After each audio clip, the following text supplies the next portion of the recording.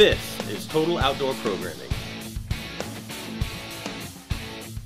Hey guys, this is Marty from Total Outdoor Programming, and I'm just going to bring you a little how-to on using that squirrel call that was shown in that first top to bottom series on squirrel hunting. Again, this is the PS Ult. It is a model B10 and made in Illinois. So it's a bellow squirrel call that works with pressure. You don't have to worry about blowing anything like that. Makes it real simple.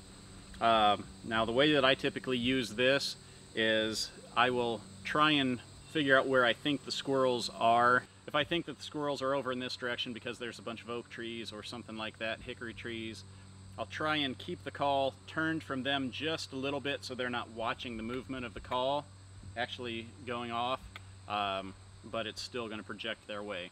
So all you have to do is just tap it. Real simple to use. I just tap it on my side or a tree stump, anything like that. You can even do it on your hand. But the main important thing is the cadence of the squirrel call. If you spend any amount of time out in the woods at all, you've probably heard these squirrels sounding off.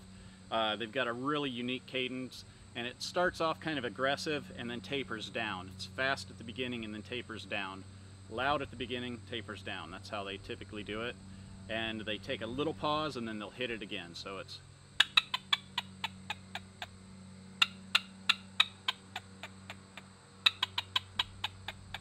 So it always starts off, everything starts off kind of high and angry and mellows out a little bit. The longer they do it, they're trying to alert other squirrels that there's danger nearby. Once they start to feel like the danger's left the area, they'll start getting quieter and quieter, and it'll start going to a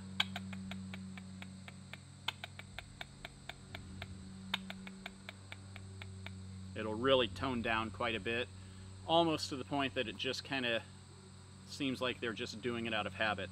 And then eventually they'll finally say, okay, danger's past, I'm going to stop. And at that point, the other squirrels will say, okay, whatever that squirrel saw that was making him nervous, it's left the area, it's okay for us to come back out, start doing what we were doing before. And that settles them down and allows you to see where they're at and let them get more active. And hopefully that'll allow you to get a good shot or be able to sneak that last 25, 50 yards to get underneath to be able to get a good shot. So again, start off with an aggressive sound, and you're going all the way at the absolute max volume of the call. Make sure everything tapers down, and then do that for 20, 30 seconds. As you get towards the end of that 30 seconds, you want to start letting it die down even more.